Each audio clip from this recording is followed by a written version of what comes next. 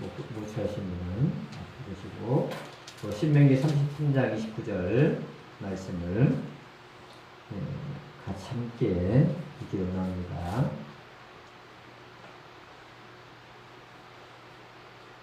같이 읽겠습니다. 이스라엘이여 너는 행복한 사람이로다. 여호와의 구원을 너같이 얻은 백성이 누구냐? 그는 너를 돕는 방패시요 내 영광의 칼이시로다. 내 대적이 내게 복종하리니 내가 그들의 높은 곳을 밟으리로다. 아멘. 다시 한번 읽어드립니다. 이스라엘이여 너는 행복한 사람이로다. 여호와의 구원을 너같이 얻은 백성이 누구냐? 그는 너를 돕는 방패시요 내 영광의 칼이시로다. 내 대적이 내게 복종하리니 내가 그들의 높은 곳을 밟으리로다.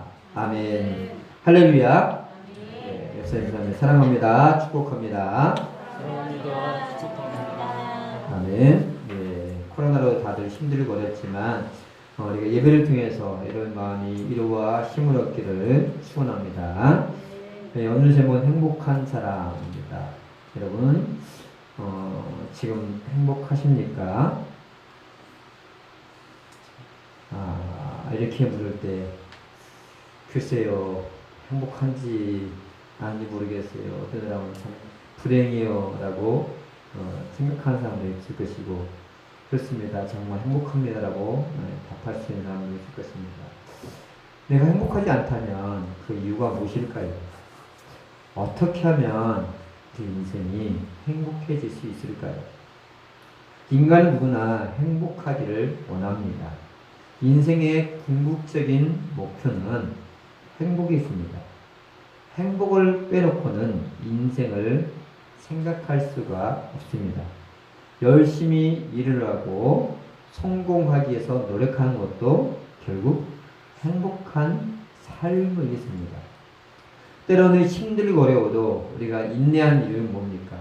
미래에는 행복해질 거야, 더 나아질 거라는 희망을 가지고 어려움을 이겨내고 인내합니다. 이처럼 행복은 내 삶의 원동력입니다. 미래에 대한 행복에 기대가 없으면 사람은 낙심하고 좌절하고 때로는 삶을 포기합니다. 그렇다면 행복이란 무엇이고 그 행복은 어디에서 오는 것일까요? 오늘 본문은 모세의 마지막 설교 중에서 결론 부분입니다. 신명기는 모세가 이스라엘 백성들에게 이제 가나안 땅을 앞에 두고 있는 이스라엘 백성들에게 남기는 마지막 설교이면서도 마지막 유언이거든요. 이 설교를 다 마치고 결론적으로 모세가 이스라엘 백성들에게 한 말이 너희는 행복한 사람이다 라고 이렇게 29절에 뭐라고 합니까?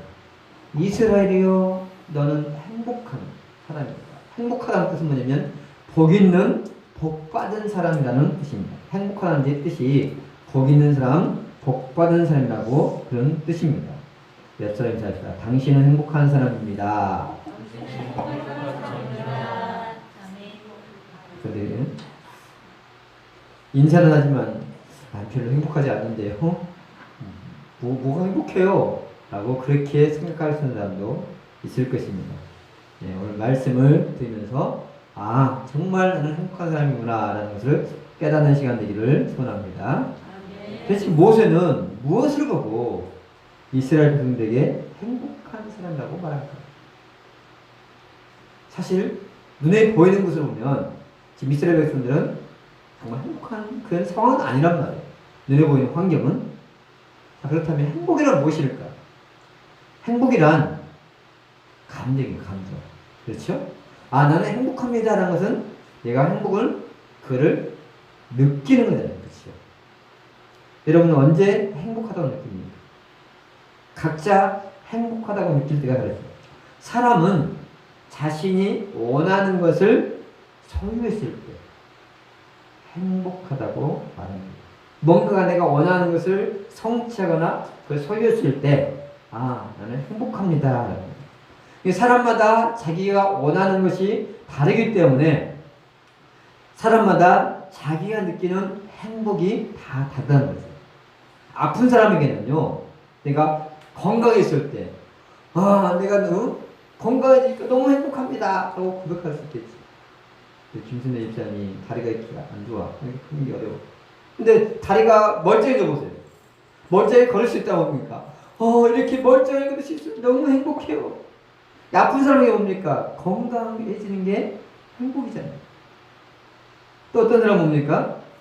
어떤 사람은 돈 있는 게, 나에게 돈이 많은 게 행복한 사람일 수도 있고, 어떤 사람은 행복을 여행을 통해서 행복을 느끼는 사람도 있고, 어떤 사람은 운동을 통해서, 어떤 사람은 게임을 통해서, 어떤 사람은 누군가를 만남을 통해서 행복을 느끼고, 각자가 행복을 느끼는 방식이 다르다는 거예요.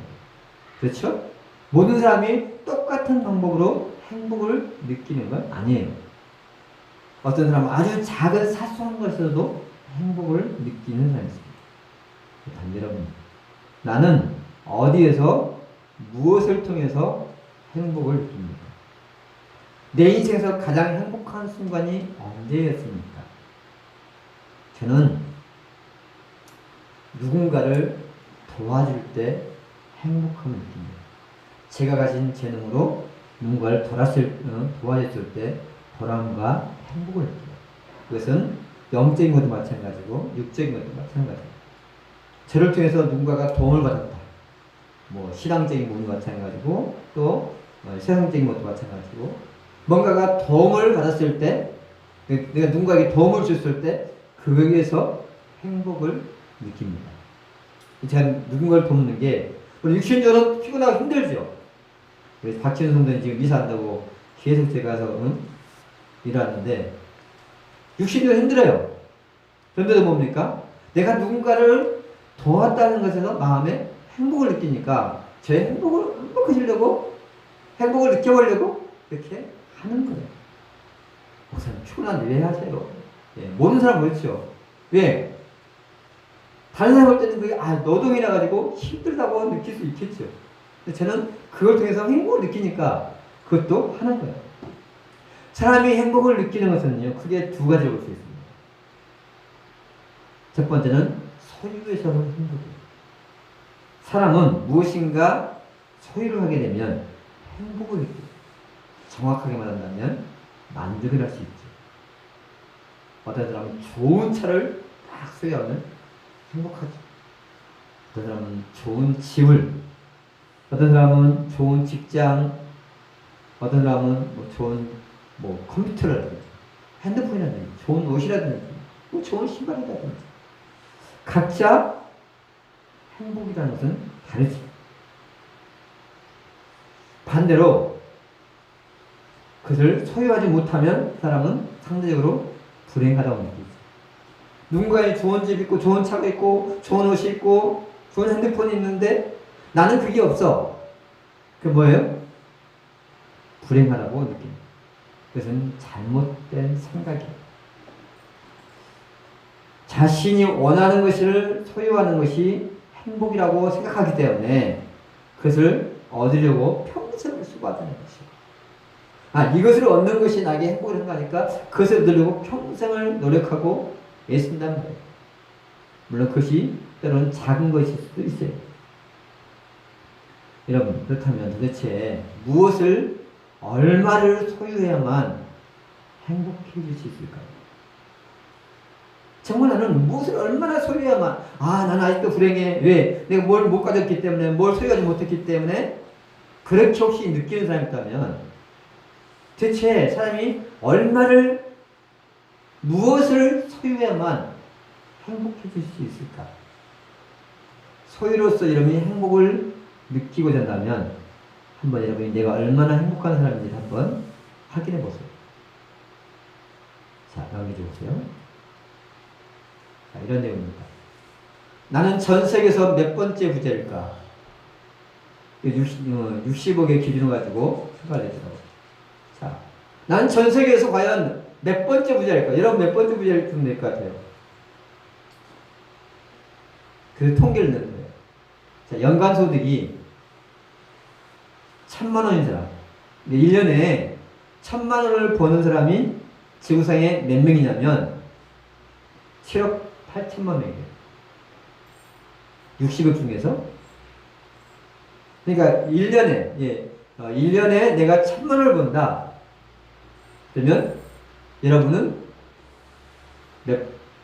부자 몇 프로 포함되는 거예요? 지구상에 13%의 부자를 포함해요. 13% 부자.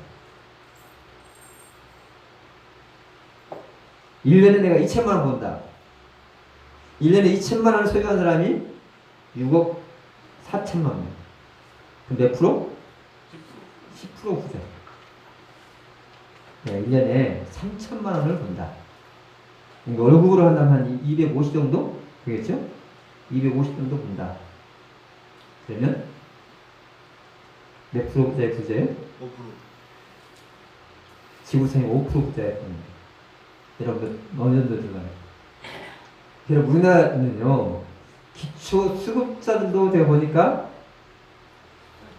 기초 수급자들이 이렇게 해도 70만 원, 70만 원에서 조금 이제 다른 소득이 있으면 한 100만 원 된단 말이에요. 그럼 어떻게 해요?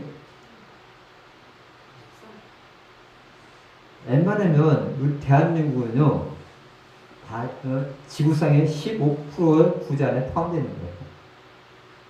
엄청난 거잖아요. 그렇죠? 그럼 이 정도면 부자잖아. 그렇죠? 그런데 나는 행복한가?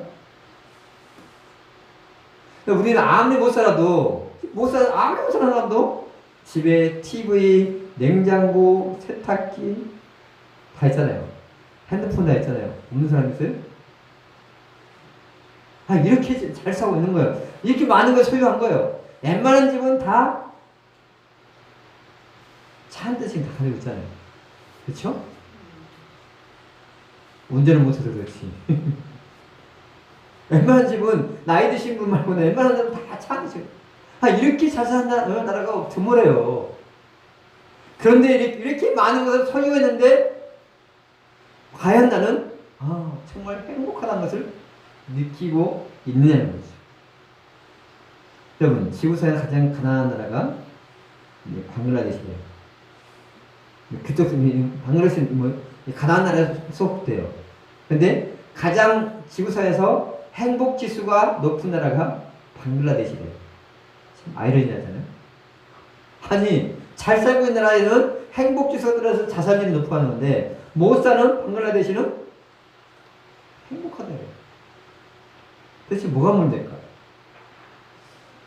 행복은요 소유가 아니라 얼마나 많이 소유에만 행복을 느끼는 게 아니고 주어진 환경에 얼마나 만족하느냐의 문제예요. 내가 지금 주어진 환경에 만족하면 행복한 거예요. 초과 상관이라도 그것에 만족하면 행복한 거예요. 행복은 소유 문제가 아니라는 거죠. 더 많은 것을 소유하면 행복해질 거라는 우리의 착각을 벗어나는 거죠. 그래서 행복해지려면 올바른 지식을 가져야 돼요. 행복은 감정이라 했잖아요. 지식이 있어야 감정이 있거든요. 제가 이렇게 통계를 통해서 알려졌어요. 난 대한민국에서 적어도 전 세계에서 13% 안에 들어가는 그런 부자구나. 이런 지식을 내가 딱 소유했을 때입니까? 나는 이렇게 행복한 사람이구나. 감정을 느낄 수가 있는 거예요. 그러니까 올바른 지식을 가지면 올바른 감정이 나오게 되는 거죠. 첫 번째, 우리가 사람들이 느끼는 행복은 소유에서는 행복이 있어요. 두 번째, 우리가 사람이 느끼는 행복은 관계에서는 행복이에요. 진정한 행복은요, 관계에서 옵니다. 관계. 하나님이 인간을 그렇게 설계하셨기 때문에 모든 것을 소유해야 돼요. 관계가 끊어지면 인간은 불행하게 됩니다. 그럼 돈 때문에 내가 뭔가를 가지려고 하는 것 때문에 친구 관계 끊어지고 가족 관계 끊어져 보세요. 행복해요? 정상적인 사람이면 불행하죠. 돈 벌기 위해서 돈 때문에 가족이라든지 친구가 다 끊어졌어요. 혼자야. 그러면 나 돈 많으니까 행복합니다. 할 수 있어요? 물론 소유를 통해서 얻는 일시적인 행복은 존재하겠죠. 성경에 보니까 그런 사람이 있더라고요. 사개오라는 사람이 야, 근데 인생이란 것은 돈이 최고야. 돈만 있으면 행복하지. 그래서 열심히 노력해서 돈 벌었어. 근데 돈 때문에 친구도 잃어버리고 가족 간의 관계 다 깨어버렸어. 행복했을까요? 돈은 많았지만 애롭고 고독했어. 혼자니까. 그런 삭개오가 예수님 만나서 예수님과 관계 회복되고 자신의 소유를 가난한 사람이 딱 줄 때 비로소 행복을 느꼈어요. 뭐 행복되니까? 아, 행복은 뭔가를 많이 소유하면 오는 게 아니고 관계에서 오는구나. 좋은 관계에서 오는 걸 깨달았던 거죠. 우리가 그래서 관계가 깨어지면 인생은 불행이라는 거죠. 소유를 위하여 관계를 포기한 사람이 가장 어리석은 사람입니다. 우리는 소유로, 물질로 관계를 만들어야 됩니다. 누가복음 이런 말씀이 있습니다. 내가 너희에게 말하노니 불의의 재물로 친구를 사귀라. 그리하며 그 재물이 없어질 때에 그들이 너희를 영주할 처소로 영접하리라. 아멘. 자, 이 말씀 때로는 저도 좀 이해가 안 되는 말씀입니다. 아니, 불의한 재물로 친구를 사귀라? 아니, 불의한 재물로 친구를 사귀라 할까? 좀 이해가 안 됐어요. 근데 이 말의 의도는 이게 불의한 재물이 관계가 아니고 소유, 물질로 좋은 관계를 만들어라. 물질로서 관계의 중요성을 강조하자는 거예요. 이게 예수님이 직접 하신 거거든요. 그러니까 물질보다 더 중요한 건 관계. 여기서 말하는 친구는 영적으로 예수 그리스도를 신앙을 말하는 건데 이것은 소유보다 관계가 더 소중한 것을 강조하기 위한 말씀입니다. 그럼 자신이 가진 소유를 가지고 좋은 인간관계를 만드는 것이 참 지혜로운 거예요. 저도 푸드 물품으로 끊임없이 옵니까? 물품으로 관계를 만들어요. 왜? 관계를 만들 때 뭡니까? 이게 전도라는 게 되지는 거잖아요. 근데 말 한마디로 딱 전도가 되어져요? 누구 전도하려고 보세요. 생판 모르는 사람한테 교육을 하면 쉽게 와요? 기찬이가 대한이가 전혀 모르는 사람인데 기찬이한테 교육 와 하면 쉽게 오겠어요? 그러니까 관계가 되니까 오는 거잖아요. 요즘 전도가 그래요. 그러니까 저도 뭡니까? 모르는 사람에게 관계를 맺으려면 뭐가 돼요? 그냥 끊임없이 뭐 하는 거? 물품을 나누고 사주고 식사를 나누고 여행을 하면서 뭡니까? 관계라는 게 형성되잖아요.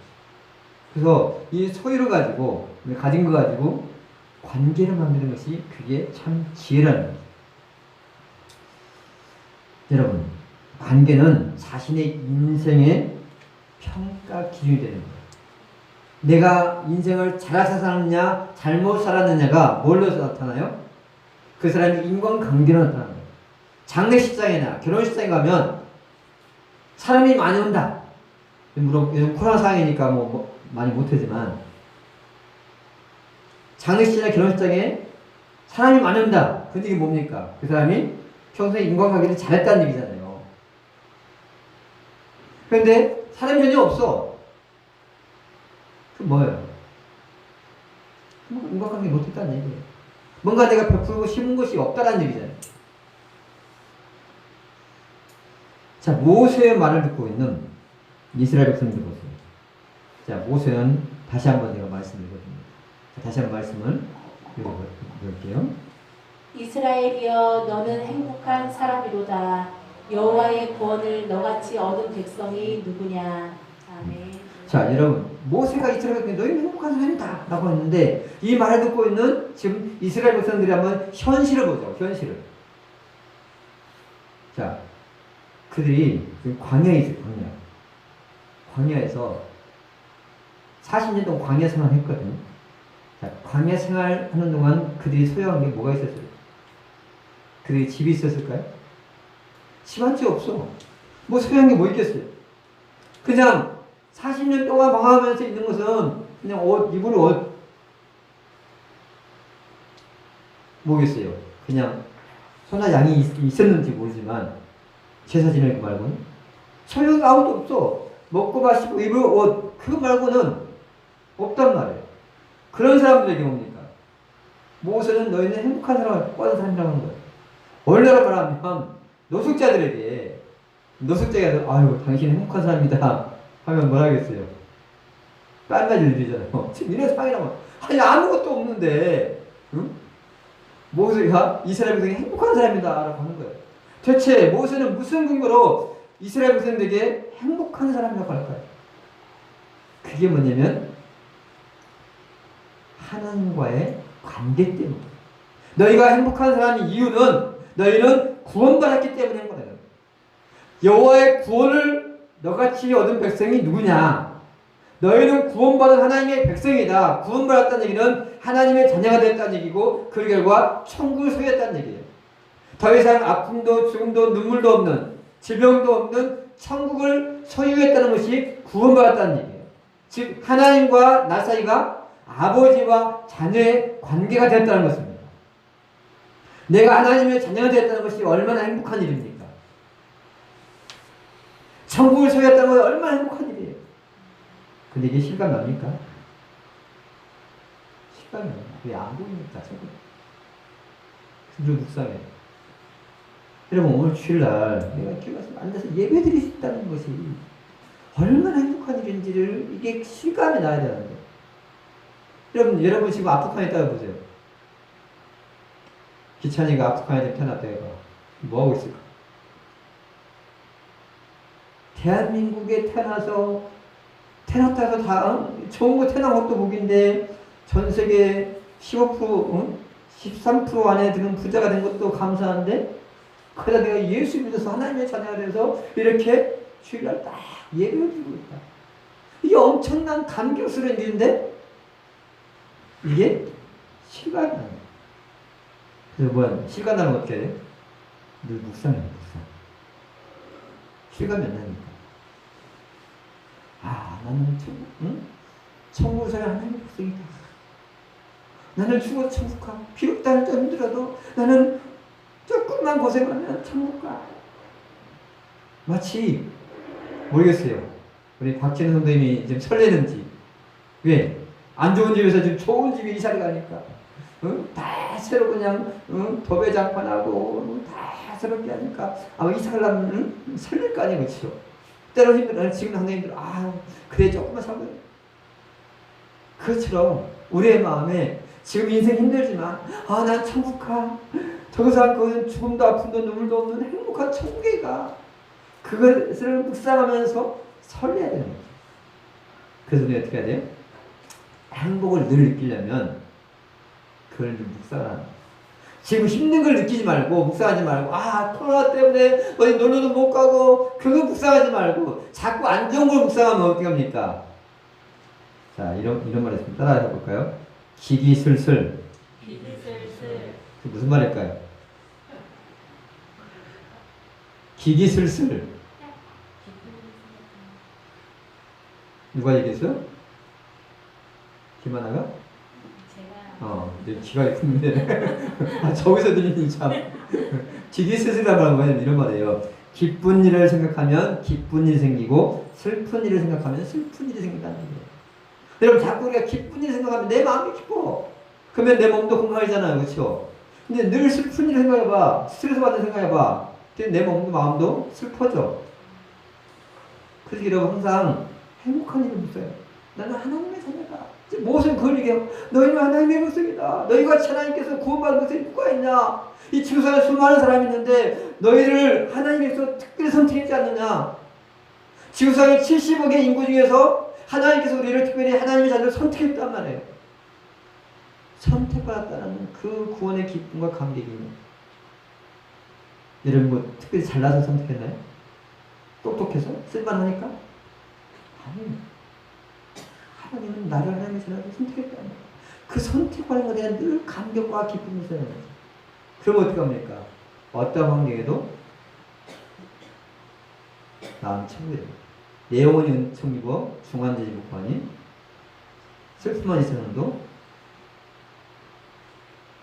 충성하다. 할렐루야. 뒤에서 동행하니 부어지는 한다. 근데 주님과 동행하면 그 마음에 자꾸 우리가 세상 것을 바라보면 지금 안 되는 걸 바라보면 마음이 행복한 인생들도 행복을 깨닫지 못하고 슬픔 가운데 빠질 수밖에 없다는 거죠.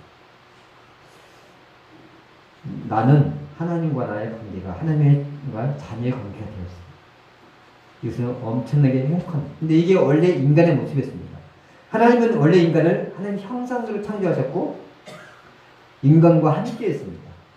사람을 만들었다니까 하나님의 영을 부렸단 말이에요. 사람이 생명해졌단 말이에요. 성령이 함께했단 말이에요. 그때 어떻게 했습니까? 아담과 하와가 하나님과 함께할 때 그게 천국이었거든요. 행복했거든요. 에덴 동산에서 아담과 최고의 행복한 시간을 보냈습니다. 이 에덴 동산은 결국 천국을 상징해요. 낙원, 에덴 동산은 낙원인데 즐거움, 기쁨 그런 뜻이란 말이에요. 이렇게 행복했단 말이에요. 네, 행복은 하나님께로 오기 때문입니다. 마치 어린아이가 엄마 품에 있을 때 느끼는 행복과도 똑같은 거예요. 그런데 인간이 사단의 말을 듣고 하나님 말씀을 불순종했어요. 그 결과 하나님과의 관계가 깨져 버렸어요. 버림받았단 말이에요. 에덴 동산은 추방당하고 버림받았어요. 사람에게 있어서 가장 큰 불행은요, 사랑의 관계가 깨어지는 것입니다. 사랑하는 사람과 친밀한 관계가 깨어지는 것이 인생의 가장 큰 불행이라는 거예요. 하나님과 인간, 여러분 부부관계 깨졌어. 이혼으로 깨졌든 사별로 깨어졌든 굉장히 그 슬픕니다. 우리 정복 입사님 아직도 마음이 힘드시나요? 남편을 사별하고 사랑하는 관계가 죽음으로써 깨어진 거예요. 누군가가 이별로서 깨어질 때 관계가 깨어진 것은 가장 큰 아픔이고 충격이란 말이에요. 부모와 자식 간에도 마찬가지고 친구 관계도 마찬가지고 연인 관계도 마찬가지고 관계가 깨어진 것은 가장 큰 고통이요 슬픔이라는 거예요. 그 중에서도 버림받은 충격은 가장 큰 충격이에요. 그래서 관계가 깨어진 사람에게는 슬픔이 옵니다. 낙심과 좌절, 고독, 우울증이 찾아오죠. 그럼 행복은 소유가 아닌 관계의 문제에 있는 것입니다. 물론 우리가 소유소는 작은 행복도 전치합니다. 하나님은 행복한 관계를 만들죠. 그런데 반대로 사단은 관계를 깨뜨려요. 인간과 사람 사이에, 하나님과 사람 사이에 사단이 딱 들어가니까 관계가 깨져버렸어요. 부부관계가 아담과의 부부관계가 깨졌어요. 형제관계가 깨졌어요. 인간관계가 깨져버렸어요. 부부 사이에, 부모와 자식 간에도, 또 회사에서도, 목회자와 성도 간에, 성도와 성도 간에 사탄이 딱 틈타보니까 관계가 깨져요. 여러분, 저도 제일 견디기 힘든 순간이 관계가 깨집니다.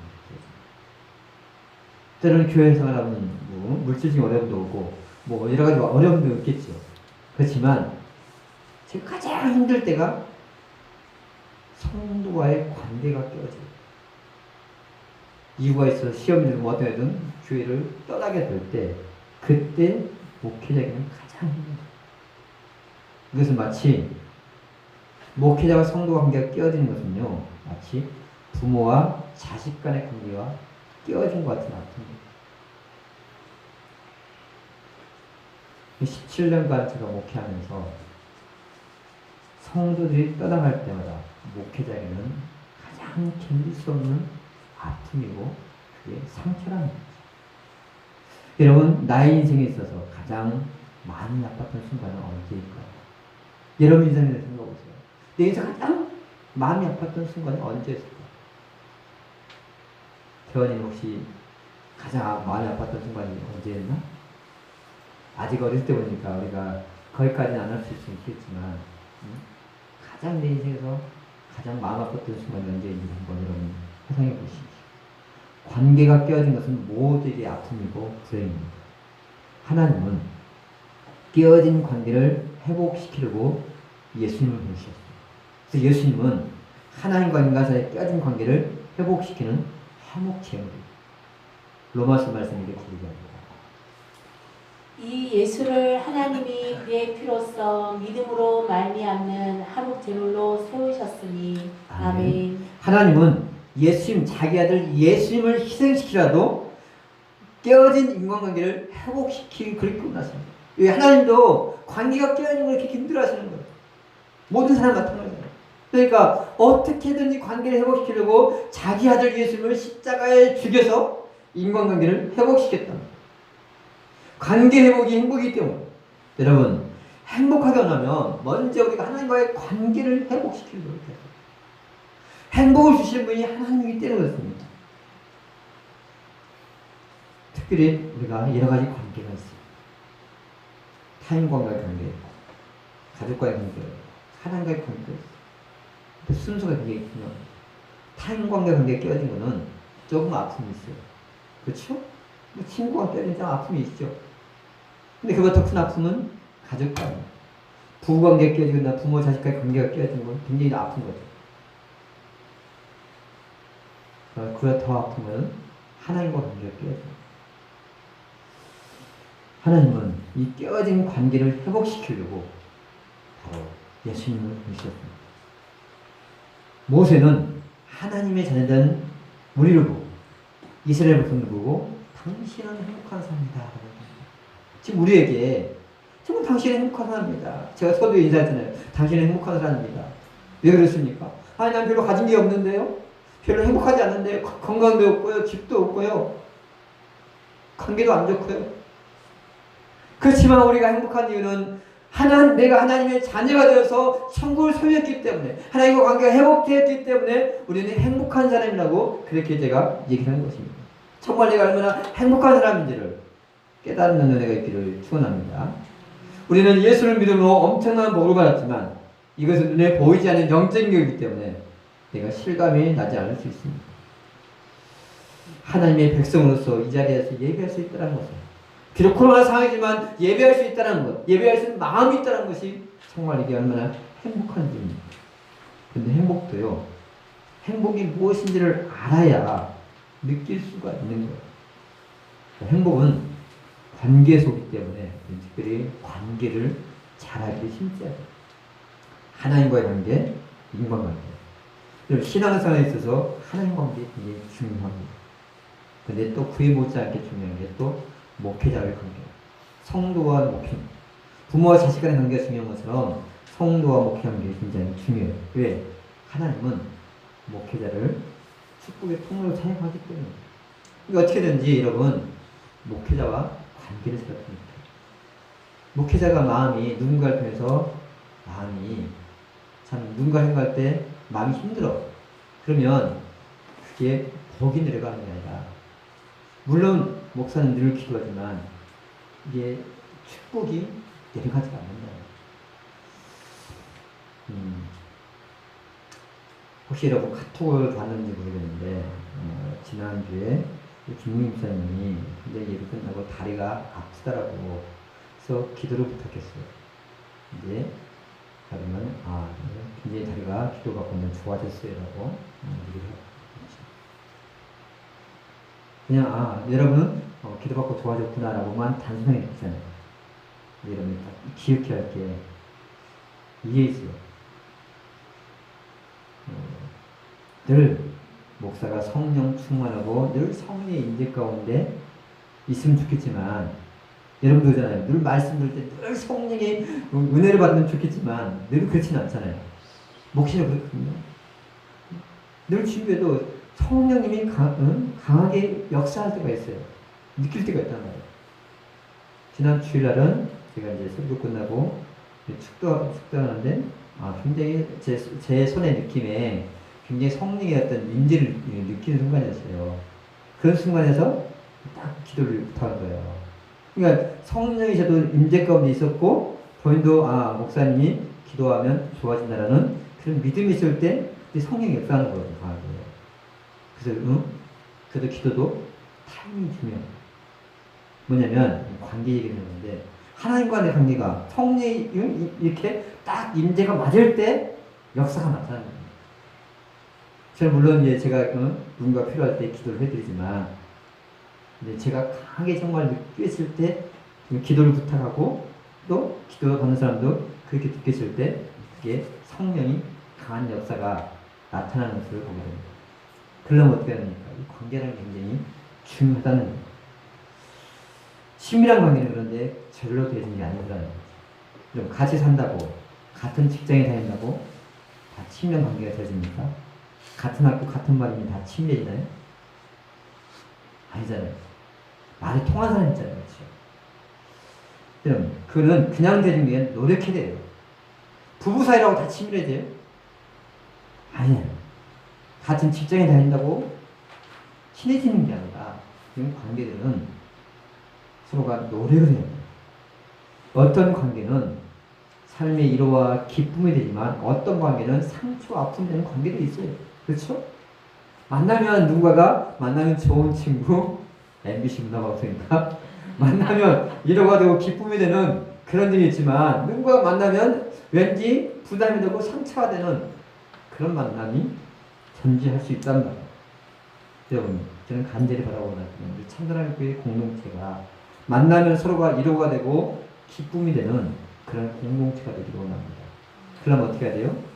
서로 마음이 아프고 상처나면 위로하고 격려하고 섬기고 희생하는 게 있어야 됩니다.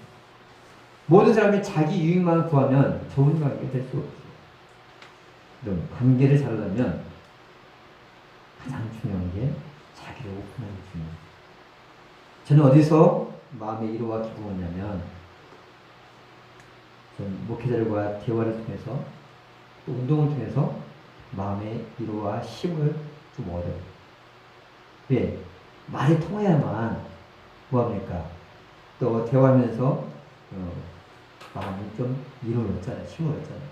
여러분 이제 목회자와 대화를 하고 또 운동을 하면서 참 힘을 얻어요. 근데 모든 목회자라고 다 똑같진 않잖아요. 나의 속마음을 터놓고 얘기할 수 있는 그런 관계가 될 때 친해질 수가 있잖아요. 공적인 얘기만 해요. 회사에서도 공적인 얘기만 하는 사람은 절대 머리 아무리 했어도 그냥 안 친해져. 그래도 같은 회사 다니면서 대화도 하고 같이 뭐 식사도 하고 또 뭐 세상 사람들은 술도 마시면서 사적인 얘기, 자기 개인적인 얘기 할 때 들어갑니까? 친해지는 있잖아요. 그렇죠? 우리 양립쌤도 공감하시죠? 네. 아니, 아니 내가 그것도 사람 대화하는데 그냥 회사 사적인 얘기, 회사 사무적인 얘기하는데 친해질 수가 없잖아요. 근데 나의 고민도 얘기하고 나 이런 어려움이 있어 사적인 얘기를 하면서 친한 사람한테 사적인 얘기 하잖아요. 그렇죠? 그럴 때 친해질 수 있는 거잖아요. 교회도 마찬가지인 것 같아요.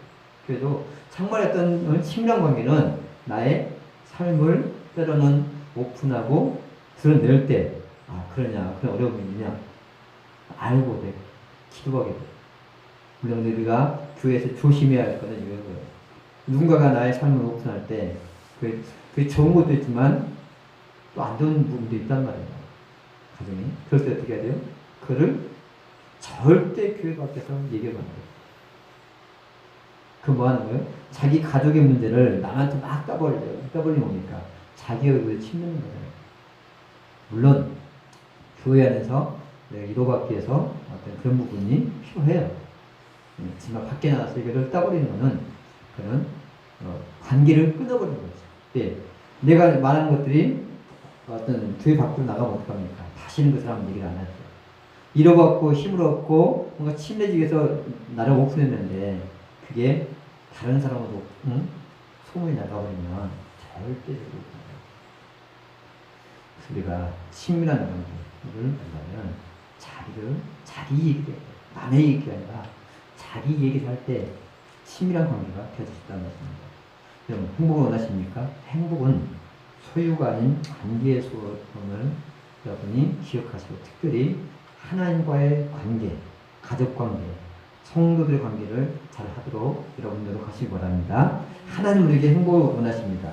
행복을 주시는 하나님과 함께 할 때 행복은 주어진 것입니다. 행복은 소유가 아닌 관계 소음을 깨닫고 바로 내 자신이 희생하고 하나님께서도 예수님의 희생에서 우리에게 좋은 관계를 행복시킨 것처럼 또 내 자신을 드리고 나눔을 통하여서 행복한 관계, 행복을 얻을 수 있기를 간절히 축원합니다. 지금 우리 같이 기도하게 합니다. 하나님, 행복은 소유가 아닌 관계에 놓여 있습니다. 하나님 아버지, 가족 간의 관계, 교회 성도와의 관계, 목회자 관계, 하나님과의 관계를 잘함을 통해서 행복을 내가 얼마나 행복한 사람인지를 깨닫고 누리며 살 수 있게 해달라고 기도하겠습니다. 하나님의 좋으신 아버지 하나님,